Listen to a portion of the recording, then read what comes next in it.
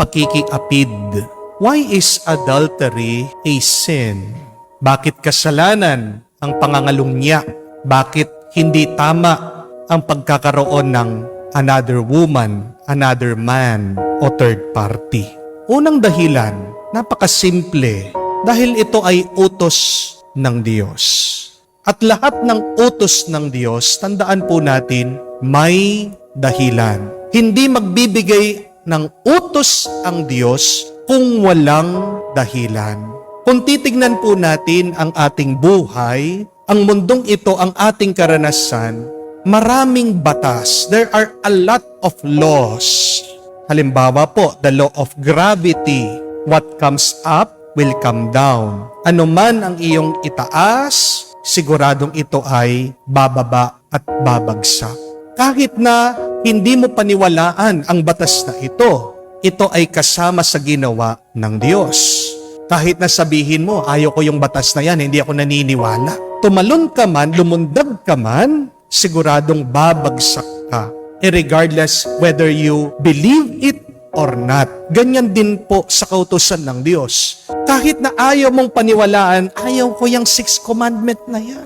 Hindi ako naniniwala dyan. Kasi yung nararamdaman ko, talagang mahal na mahal ko ang taong ito kahit na sino pa magsabi, kahit Diyos pa, kahit na asawa ko, kahit na magulang ko, wala kayong pakialam sa akin dahil ito yung nararamdaman ko. Pero kamuka ng law of gravity, pag hindi mo sinundan yan, masasaktan ka. Amen? May dahilan. Bakit inuutos ng Diyos sa atin yan? Para tayo ay maging masaya, para tayo ay maging payapa. Ang isang pamilya na kung saan merong problema, ang lalaki o babae na pakikiapido, pangangalunya, malaki ang problema ng pamilyang iyon. Inutos ng Diyos sa atin. Mababasa nyo rin po sa kasulatan, Hebrews chapter 13 verse 4. Marriage is honorable among all, and the bed should be undefiled. Anong ibig sabihin ng undefiled? Dapat hindi ito nadudumihan. At ano pa ang sinasabi? Fornicators and adulterers, God will judge. Huhusgahan ka doon sa iyong ginagawa. Gusto mo mat hindi, dahil sa iyong ginagawa, may bunga yan. Matulog ka na madumi ang iyong kama. Hindi mo maiiwasan na mangangati ka. Di po ba? Hindi mo maiiwasan na magkakaroon ka ng sakit sa iyong balat. Ganyan ang epekto ng pakikiapid at pangangalunya sa atin. Gusto mo mat hindi, may masamang balik sa iyo yan. Isang paalaala, hindi dahil nararamdaman mo, tama na. Hindi dahil nararamdaman mo, ito ang dapat sundan mo. Oo, maaaring ito ay totoo. Pero hindi lahat ng ating nararamdaman ay dapat sundan. Hindi lahat ng ating nararanasan, nararamdaman ay tama na. Halimbawa, nararamdaman ko po mayaman ako. Gagastos ba ako ng gagastos? Kahit na nararamdaman, feeling mo, mayaman ka, gumastos ka na wala kang pera, magkakaroon ka ng utang. Hahabulin at hahabulin ka at mapaparusahan ka. Amen? Feeling mo, ibon ka. Di lumipad ka, subukan mo. Ang mangyayari sa iyo? Babagsak ka. Di po ba? Yung iba dyan, feeling nila single sila. May asawa sila. Pero, anong nangyayari? Ano ang epekto nun? Malaking kasiraan at lungkot ang binibigay mo sa pamilya. Masama ang pakikiapid, ang pangangalunya. Adultery is a sin. Why? Because God says so.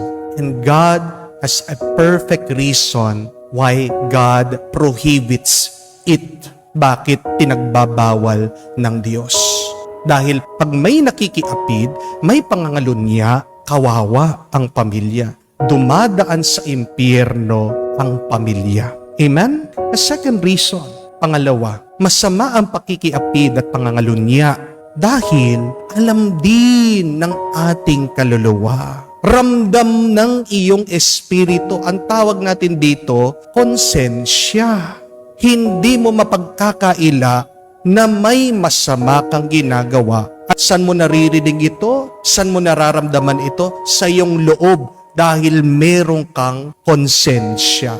Takbuhan mo man, hindi mo matatakbuhan, hindi mo maitatago ang iyong konsensya. Halimbawa po, tingnan nyo. No? Pag ikaw ay talagang kasal, legal ang inyong pagsasama. Pag naghubad kayo sa harapan ng bawat isa, may nararamdaman po ba kayong guilt o shame? Nahihiya po ba kayo sa bawat isa? Di ba hindi?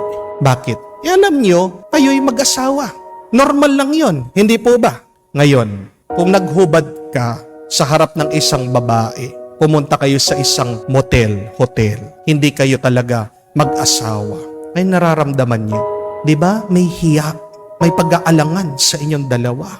Anong ibig sabihin ng hiya na yon? Anong ibig sabihin nung nakukonsensya ka?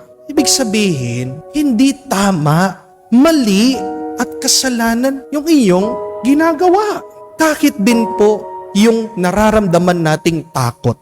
Yan ay tanda at sinyalis na ang ginagawa mo hindi tama. Pag kayo ay nagtatago, alam na alam mo, walang mabuti, hindi mabuti yung iyong ginagawa. Kung talagang mabuti ang iyong ginagawa, dapat hindi mo ito ikahiya. Amen? Alam ng iyong kaluluwa. At kahit na ano pang sabihin mo, kahit na ano pang pag-justify mo, hindi mo mapapatahimik ang iyong konsensya. Kaya hindi tama. Pinapaalala sa atin ng Diyos, huwag natin ipagpapalit ang buhay na walang hanggan sa panandali ang sarap. Adultery is just a temporary pleasure. And yet when you do it, you sacrifice your place in heaven. Amen? Gusto mo't hindi, may parusa sa iyo pag hindi ka tapat. Ang hindi pagiging tapat, may kasunod na lungkot at may kasunod na hirap. Pero ito yung mabuting balita.